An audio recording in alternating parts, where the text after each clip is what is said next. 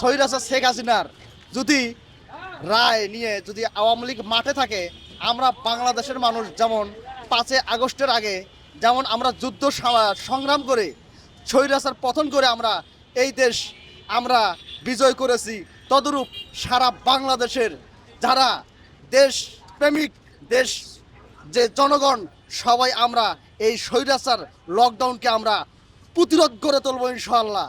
আমরা রিস্কের ড্রাইভার, আমরা সাধারণ মানুষ, আমরা সাধারণ জনগণ মিলে আমরা এই স্বৈরাচার বিগত 17 বছর থাকার পর আমাদের যে জেল জুলুম মায়ের খায় আমরা অনেক হয়েছি।